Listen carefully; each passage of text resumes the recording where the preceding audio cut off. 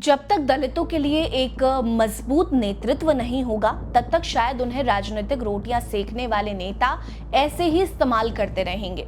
विकास का सपना दिखाकर उनके पैरों से जमीनें खींचते रहेंगे और दूसरी तरफ हितैषी होने का मुखौटा पहने रहेंगे।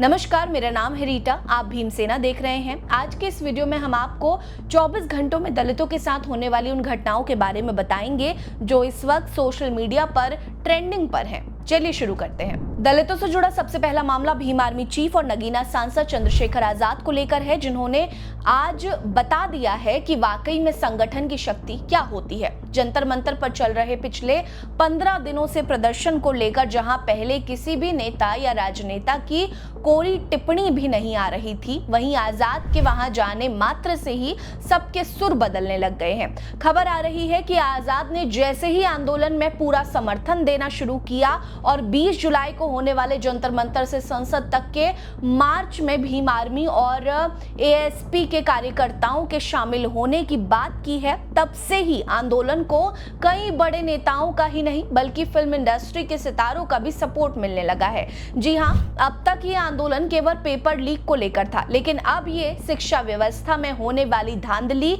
बेरोजगारी और सरकारी व्यवस्था के खिलाफ भी शुरू हो गया है, जिसमें पहले उन्हें लद्दाख के पर्यावरणविद सोनम वांगचुक का साथ मिला था, वहीं फिर आजाद ने वहां आकर सबका हौसला बढ़ाया और अब दिल्ली के पूर्व सीएम अरविंद केजरीवाल, शिवसेना यूबीटी प्रमुख उद्धव ठाकरे, किसान नेता राकेश टिकैत, प्रकाश अंबेडकर समेत फिल्म अभिनेत्री सोनाक्षी सिन्हा ने भी सरकार की इस चुप्पी पर तीखा सवाल उठाया है। सरकार आखिर बातचीत करने के लिए तैयार क्यों नहीं है? आखिर वो चाहती क्या है? इस आंदोलन को मिलने वाले अचानक सपोर्ट के बाद यह मुद्दा अब अंतर्राष्ट्रीय बन चुका है और साथ ही शिक्षा मंत्री धर्मेंद्र प्रधान के इस्तीफे की मांग अब तेज हो चली है। अब देखना यह होगा कि सरकार कब तक छात्रों के आगे नहीं झुकती है। दलितों से जुड़ा अगला मामला उत्तर प्रदेश के उन्नाव से है, जहां जातिगत भेदभाव के चक्कर में दलित परिवार को मंदिर में प्रवेश करने से तो रोका ही गया, लेकिन साथ ही जब परिवार ने इस भेदभाव के खिलाफ आवाज उठाई तो जातिवादी आतंकियों ने पीड़ित परिवार को जाति सूचक गालियां देते हुए लाठी डंडों से बुरी तरह से पीटना शुरू कर दिया। यह मामला उन्नाव के मोहान के हंसगंज कोतवाली क्षेत्र के बीच परी गांव का है। इस मारपीट में दलित परिवार के 4 लोग बुरी तरह से घायल हो गए हैं। पीड़ित अमरपाल रावत ने बताया कि 10 जुलाई को गांव में खाटू श्याम मंदिर में आरती चल रही थी, तभी वो और उसका परिवार भी मंदिर में पहुंचा, लेकिन गांव के ही 2 युवक ब्रजेश और श्रीकृष्ण सिंह ने उन्हें रोका और धमकी दी कि अगर मंदिर में गए तो जान से मार देंगे। लेकिन जब पीड़ित ने इसका विरोध किया तो उस पर हमला कर दिया गया। बीच बचाव करने आए परिवार के लोगों के साथ भी मारपीट की गई। पीड़ित की तहरीर पर पुलिस ने आरोपियों के खिलाफ मामला दर्ज कर जांच शुरू कर दी है, लेकिन अभी तक किसी की भी गिरफ्तारी नहीं हुई है। हैरानी की बात तो ये है कि सरकार कितने भी धार्मिक सौहार्द के राग अलाप ले, लेकिन सच तो ये है कि भेदभाव के खिलाफ आज भी सरकार ठोस कदम उठाने में फेल हो चुकी है। दलितों से जुड़ा अगला मामला उत्तराखंड की राजधानी देहरादून से है, जहां अनुसूचित जाति से आने वाले सभी समुदायों को आर्थिक और सामाजिक रूप से सशक्त बनाने के लिए केंद्र और राज्य सरकार ने मिलकर बड़ा ऐलान किया है। जी हां, प्रधानमंत्री अनुसूचित जाति अभ्युदय योजना यानी कि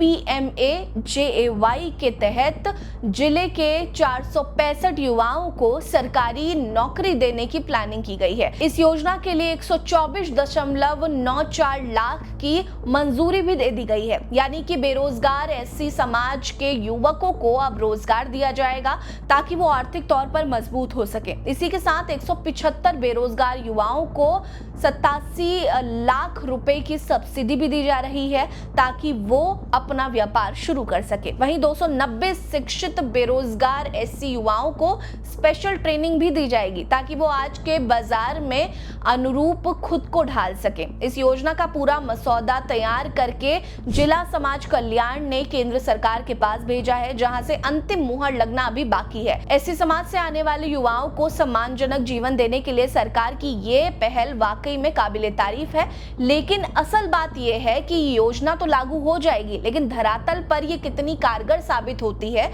या इसका लाभ कितने लोगों को मिलता है, ये देखना दिलचस्प होगा। दलितों से जुड़ा अगला मामला उत्तर प्रदेश के बरेली से है, जहां एक दलित महिला के साथ पहले किया गया, फिर उसका अश्लील वीडियो बनाकर उसे लगातार ब्लैकमेल करने का सनसनीखेज मामला सामने आया। ये घटना बरेली के बहेड़ी कोतवाली क्षेत्र के गुरसौली गांव का है। पीड़िता ने बताया कि उसके पति दिव्यांग है और काम के सिलसिले में बाहर रहता है। गैस के कनेक्शन को लेकर वो गांव के प्रधान के पास गई थी, लेकिन वो उस वक्त नहीं था, तो वापस आने लगी तो 3 आरोपियों ने उसे रोका और बहाने से एक कमरे में ले गए, जहां उन्होंने उसे डराया, धमकाया, जाति सूचक गालियां दी और उसका दुष्कर्म किया।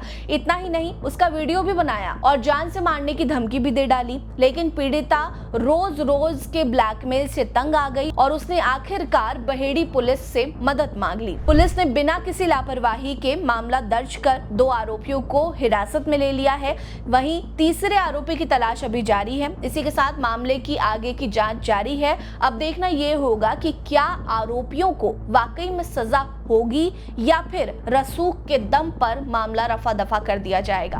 दलितों से जुड़ा अगला मामला यूपी के ही मेरठ में हुआ, जहां बहुचर्चित ललिता गौतमन कांड को लेकर है, जिसमें बेहद सनसनीखेज खुलासा हुआ है। दरअसल 15 मई को लापता हुई ललिता गौतम की के मामले में 18 मई को सीसीटीवी फुटेज के आधार पर मुख्य आरोपी अंकुश कुमार चौधरी को गिरफ्तार कर लिया गया है। लेकिन पुलिस जांच में एक और सनसनीखेज खुलासा हुआ, जिसके अनुसार ललिता की साजिश में अंकुश कुमार चौधरी के साथ साथ पीएससी कांस्टेबल अंकित चौधरी का भी नाम सामने आया है, जिसमें 11 मई को पत्नी की डिलीवरी होने का बहाना बनाकर छुट्टी ली थी और घटना वाले दिन वो भी अंकुश के साथ ही मौजूद था। इस मामले में इतनी बड़ी लापरवाही को लेकर सीओ सौम्या अस्थाना को पद से हटा दिया गया है, तो वहीं कांस्टेबल को भी गिरफ्तार कर लिया गया है। हैरानी की बात यह है कि 11 मई को जब वो गांव पहुंचा तब ललिता ने लिखित शिकायत भी दी थी कि उसकी जान को खतरा है, लेकिन पुलिस ने इसे